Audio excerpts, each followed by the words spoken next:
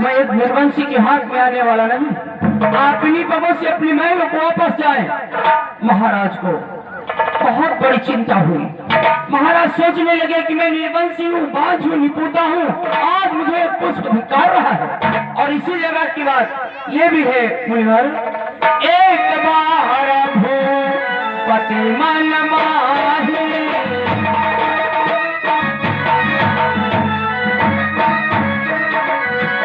एक बार भूपति मन माही,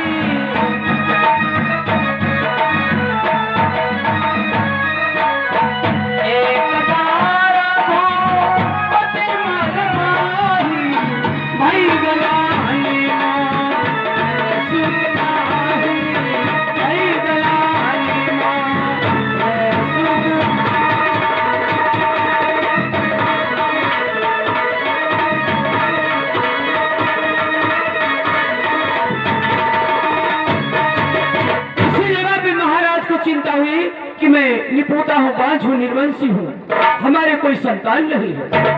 महाराज इस चिंता में डूबे हुए धीरे धीरे अपने महलों को आए।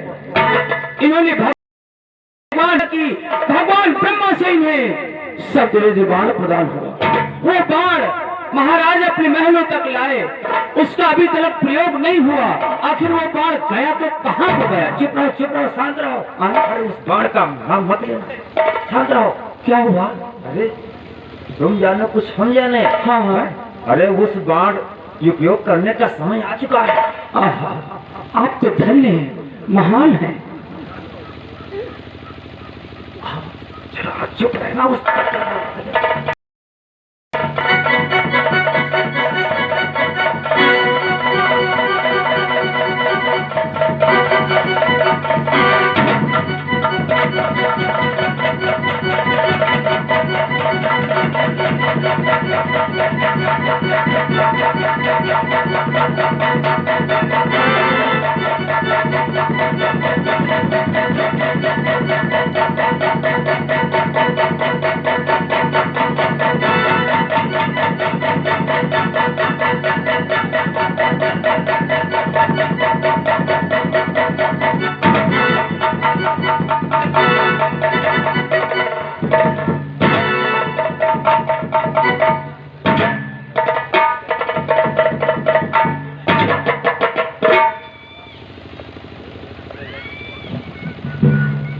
त्यागन मुनि का पुत्र और चंद्रकला का बेटा सर्वस्वर इस महाराज दशरथ के बैठे हुए दरबार में पावन आत्माओं को प्रणाम कर रहा है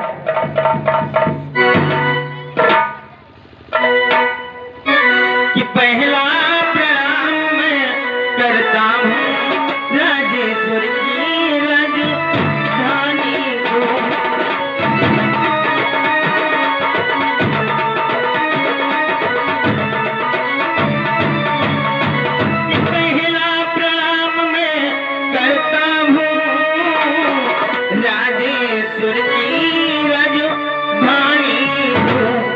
दूसरा प्राण में करता हूँ राजेश्वर की सुखदाई को।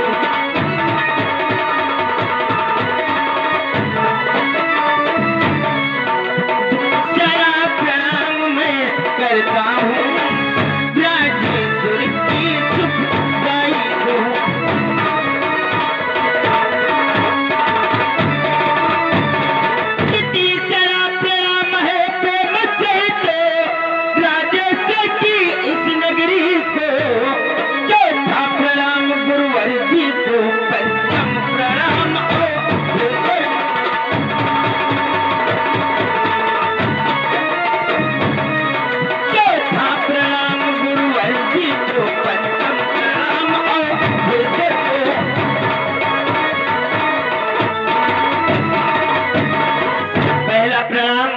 मैं महाराज की इस नगरी को करता हूँ। दूसरा प्रणाम मैं महाराज की सुखदाई को करता हूँ। तीसरा प्रणाम मैं महाराज की इस राजधानी को करता हूँ। चौथा प्रणाम मैं गुरुवर के चरणों में करता हूँ। आठवीं पंचम प्रणाम मैं महाराज दशरथ के चरणों में करता हूँ।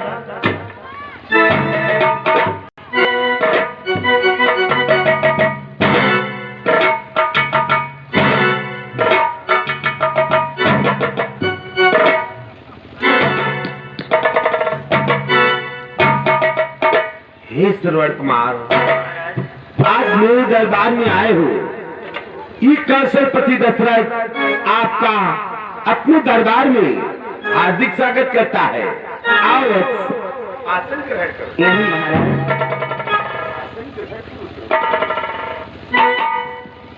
बेटा श्रवण कुमार, तुम जब कभी दरबार में आते थे तो बहुत खुश नजर आते थे। आज कारण क्या? ये तुम्हारा चेहरा उतरा हुआ अथवा उदासी लग रही है बेटा?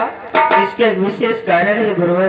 बोलो, क्या कारण है बेटा? गुरुजी, मेरी जिज्ञा आपसे पूछने योग्य तो नहीं है गुरुदेव, लेकिन मैं आपसे एक बात पूछना चाहता हूँ गुरुवर। बेटा श्रवण कुमार, संकोच किस बात का? बोलो, क्या कहना चाहते हो? गुरुजी, मैं पूछना आपसे ये चाहता हूँ गुरुवर कि हमारे माता पिता। माता पिता? क्या हुआ बेटा? वे कुशल तो है ना? हाँ गुरुवर, हमारे माता पिता जन्म से अंधे हैं या बुढ़ापे पे अंधे हो गए गुरुदेव। ये क्या कहा बेटा? ये तो तुमने बहुत कठिन बात पूछ ली। ये तेरा सवाल बहुत कठिन है बेटा। इस बात को मत जानो, इसे ऐसे रहने दो। नहीं गुरुवर, यही बात जानने के लिए मैं आपके पास आया हूँ गुरुदेव। हम पर कृपा करके ये बात बता दो गुरुवर। नहीं बेटा, इसे मत जानो, इसे ऐसा ही पड़ा रहने दो, इस रहस्य को छुपा रहने दो बेटा। नहीं गुरुवर, आपको मेरी सौगंध, कृपा करके बात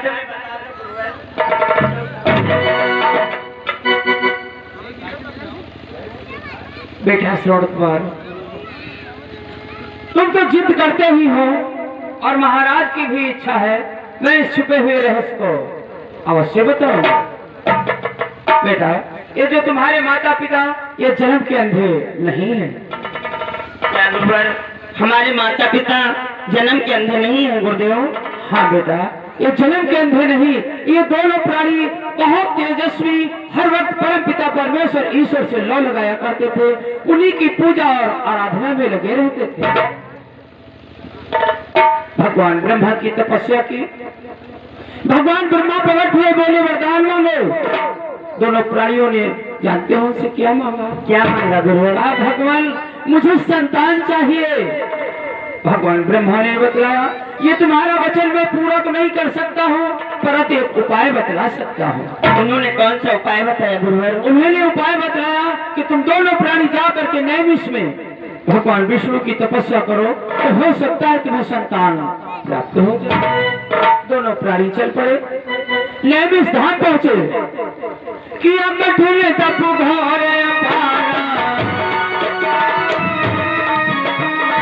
किया कठिन तप घोर अपारा, तब विष्णु ने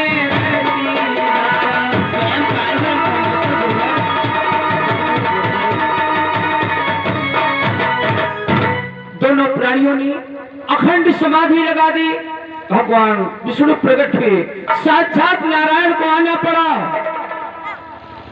बोले वत्स वरदान मांगो, मैं तुम्हारी तपस्या से अति प्रसन्न है। दोनों प्राणियों ने उनसे भी यही सवाल किया, भगवान मुझे संतान चाहिए। भगवान विष्णु ने बतलाया कि तुम्हें संतान तो मिल सकती है, परंतु गुरुवर, हाँ बेटा, उन्होंने कहा कि तुम्हें संतान तो मिल सकती है परंतु तुम उसे देख नहीं सकते। नहीं, दोनों प्राणियों ने तय कर लिया, मैं देखूं या ना देखूं, मुझे संतान चाहिए। निर्वंशी का बांझ का कलंक हटना चाहिए। भगवान मुझे संतान चाहिए। भगवान विष्णु एक मस्त कहकर के अंतर्ध्यान हो गए। कुछ समय के बाद जब तुम्हारा जन्म हुआ तभी से दोनों आंखों से लाचार है बेटा। क्या गुरुवर, हमारी जन्म ही हमारे माता पिता ने अपने नयन त्याग दिए गुरुदेव? हाँ बेटा। गुरुजी, कृपा करके एक बात हमें और बता दो गुरुवर। वो कौन सी बेटा? गुरुजी, हमारे माता पिता की आंखों में रोशनी आ सकती है अथवा नहीं गुरुवर? बेटा, ये तो एक सोचने योग्य बात है। जब उस परम पिता की कृपा से आंखों की रोशनी जा सकती है तो क्या उस परम पिता परमेश्वर ईश्वर की कृपा से आंखों में रोशनी आ नहीं सकती है? आ भी सकती है बेटा। अरे आ कहीं नहीं सकता, सिर जरा बराबर रोशनी नहीं हो, किनके क्या दिक्कत क्या है?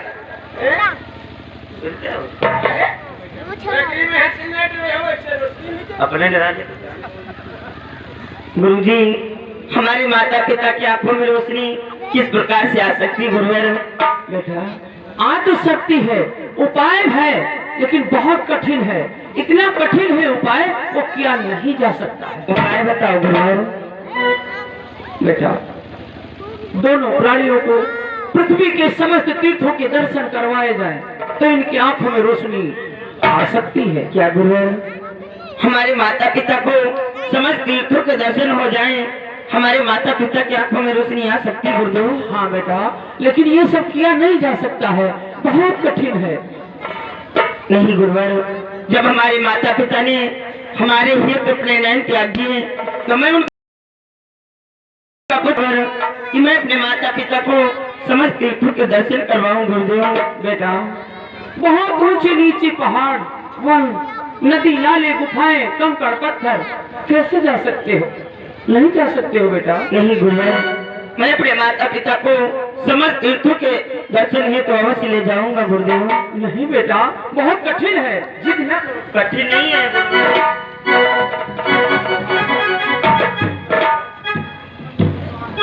हे बेटा श्रवण कुमार, महाराज गुरु जी ने जो मार्ग बतलाया है ये वास्तव में बहुत कठिन है श्रवण कुमार। हाँ श्रवण कुमार, कि हे श्रवणी कुमार बताओ तो कैसे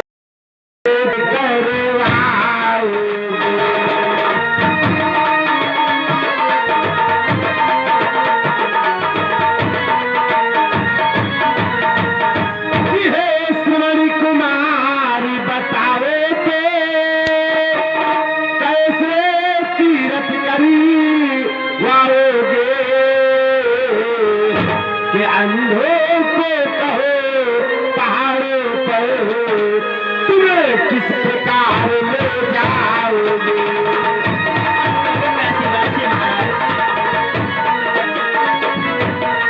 ये अंधों को कहो पहाड़ों पर तुम्हें किस प्रकार ले जाओगे।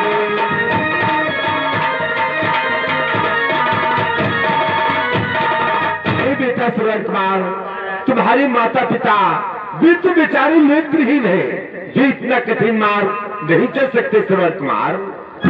लेकिन तुम चिंता न करो, आज तक मेरे दरबार से कोई विमुख होकर के नहीं गया है श्रवण कुमार। मैं आपके माता पिता की यात्रा है अपनी स्वयं रथ भेजे देता हूँ और कुछ सेना भी दे देता हूँ। मैं तत्काल ही मंत्री सुमंत को आदेश किया। नहीं महाराज, ऐसा मत करना महाराज, क्योंकि महाराज हमारे माता पिता ने हमारी हित अपने नयन त्यागे हैं महाराज, इसलिए मैं अपने माता पिता को समस्त तीर्थों के दर्शन करवा लूंगा महाराज। ये बहुत कठिन मार्ग है, आखिर में यात्रा पर किस प्रकार से ले जाओगे? सुनो महाराज, कि ये पैर बनेंगे अश्व मेरे और कंधे विमान बन जाएंगे महाराज, कि ये पैर बनेंगे अश्व मेरे कंधे विमान बन जाएंगे। कांवर में बिठाकर माता पिता सारे तीर्थ पर मारेंगे।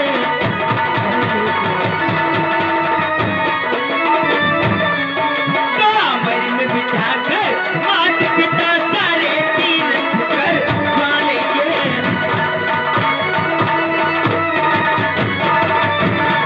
महाराज ये मेरे पैर स्वयं अश्व बन जाएंगे महाराज, ये मेरे कंधे विमान बन जाएंगे महाराज। मैं इन्हीं कंधों पर से अपने माता पिता को समस्त तीर्थों के दर्शन करवा लूंगा महाराज। तुम धन्य हो सूरज कुमार, जो आज अपने माता पिता के ऐसा उच्च विचार आया है। हे पितृ भक्तों कि अच्छा जाओ हे सूरज कुमार, अति शीघ्र यहाँ से जाओ तुम।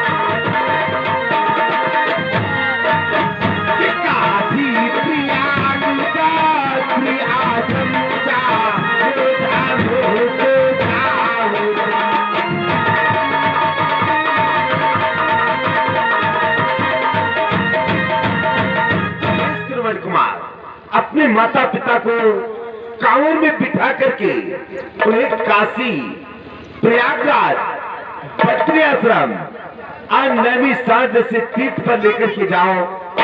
परमात्मा तुम्हारी मनोकामना वे पूर्ण करेंगे सरवर कुमार। अवश्य महाराज। हे वत्स, आज इस अयोध्या को छोड़ करके वीराने देश की ओर जा रहे हो सरवर कुमार कि माता पिता को अली लाल जाने सरवरी चले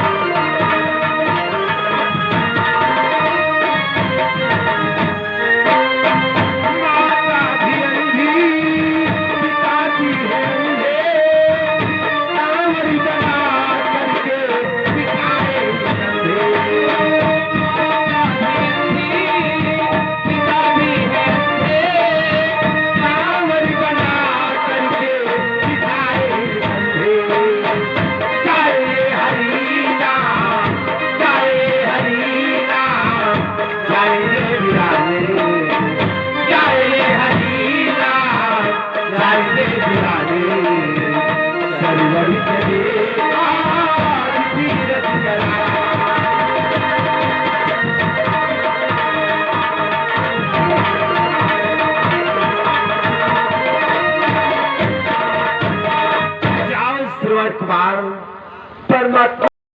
परमात्मा भी ढूंढ करे श्रवण ढूंढ करे।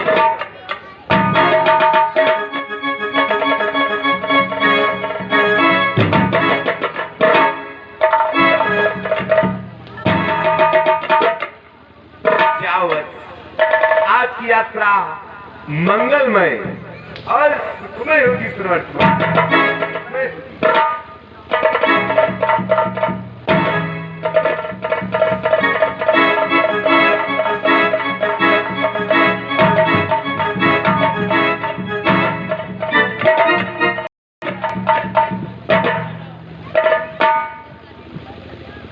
हे गुरुदेव महाराज, हे कृपा निधान, क्या तपस्या में इतना बल होता है कि ये तपस्या करने से श्रवण कुमार जैसे पुत्र पाए जाते हैं गुरुदेव? महाराज, तपस्या में बहुत बड़ा बल होता है, बहुत बड़ी शक्ति होती है राजन। तो हे कृपा निधान, अब मेरी मन की ये इच्छा है क्या कि मैं भी ये अयोध्या का राज सिंहासन त्याग करके अब जो शेष जीवन बचा है उस परम पिता परमेश्वर के चरणों में लगा दूं, परंतु मुझे भी एक श्रवण कुमार जैसा पुत्र प्राप्त हो गुरुदेव। मैं श्रवण कुमार जैसी संतान पाना चाहता हूं। महाराज, अभी समय बाकी है राजन। मैं क्या करूं गुरुदेव? ये संतान के बिना ये सिंहासन तो हमें शमशान की तरह दिखाई देता है गुरुदेव। जिस वंश में महाराज इक्ष्वाकु, हरिश्चंद्र, रघु, दिलीप जैसे परम प्रतापी तेजस्वी आत्माओं ने जन्म लिया, क्या उस वंश में दशरथ के बाद कोई चिराग जलाने वाला?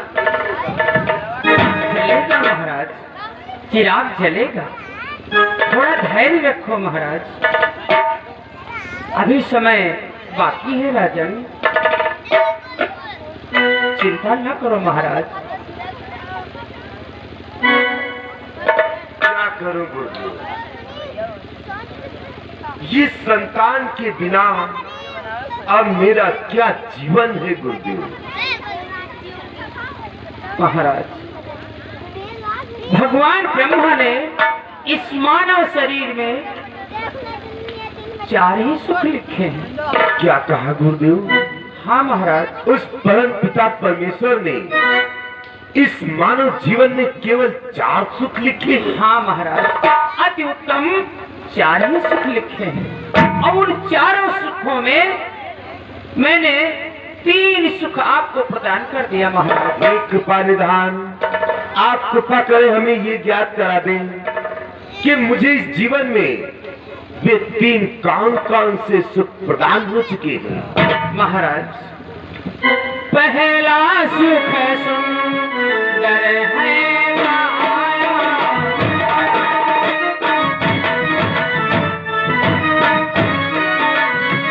पहला सुख सुंदर तेरी माया,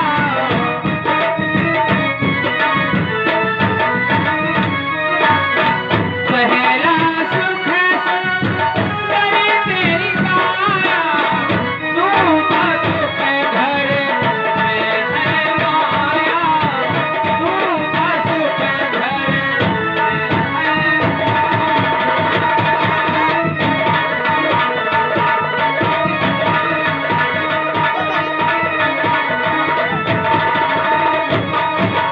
पहले सुख में कितना स्वभावमान्य शरीर, निरोगी काया, किसी भी प्रकार का रोग दोष नहीं है महाराज। और दूसरे सुख में आपके भवन में साक्षात माता लक्ष्मी का वास है। सत्य कहते हो गुरुदेव। हाँ महाराज। मेरी इस पावन अयोध्या में स्वयं लक्ष्मी वास करती है गुरुदेव। हाँ राजन। और तीसरा सुख, तीजा सुख है घर चतुरारी,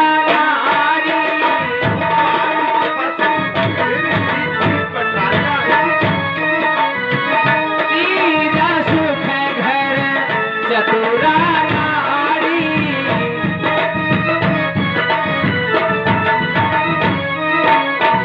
तीजा सुख है घर चतुरारी, चौथा सुख है सत्य आज्ञाकारी, चौथा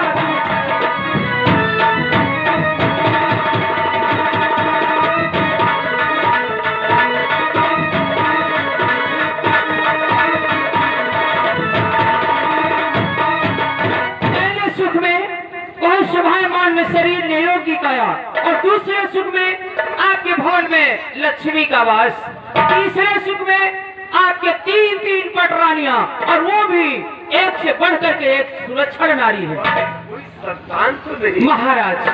चौथा सुख अभी बाकी है। धनो हुई है सुत चारी, हाँ महाराज। धनो हुई है सुत चारी,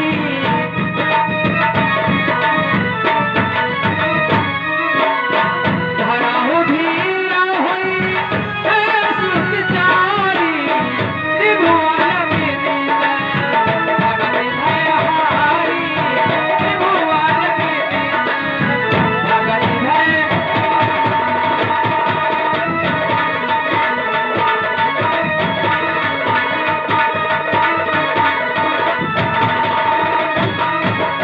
थोड़ा धैर्य रखो, इसी भवन में, इसी आंगन में 4 संतानें खेलेंगी महाराज। हे गुरुदेव, हरि वो दृश्य देखने के लिए मेरे नेत्र बड़े उत्साहित होते जा रहे हैं गुरुदेव। जब मेरे अयोध्या के आंगन में मेरी 4 पुत्र खेलेंगे, हरे ऐसा दृश्य देख करके मैं और भी गदगद हो जाऊंगा गुरुदेव। मैं अपने पुत्र पे अपना सर्वस्व न्यौछावर कर दूंगा गुरुदेव। महाराज, और महाराज इतना ही नहीं, आपके भवन में ऐसी वैसी संतानें भी नहीं आएंगी। वो संतानें आते ही आते किसी को ज्ञात कराना नहीं पड़ेगा, तीनों लोगों में हाहाकार हो जाएगा। आज महाराज दशरथ के भवन में, महल में, आंगन में चार संतानें खेल रही हैं। हे प्रभु, तब तुम मैं ही क्या, मेरी ये अयोध्या और पावन हो जाएगी। हाँ महाराज, थोड़ा धैर्य रखो, समय का इंतजार करो हे राजा। कृपानिधान, हे दुख हरण, मेरे दुखों का निवारण करने वाले, आपकी सदैव जय हो, आपकी सदैव जय हो। और राजा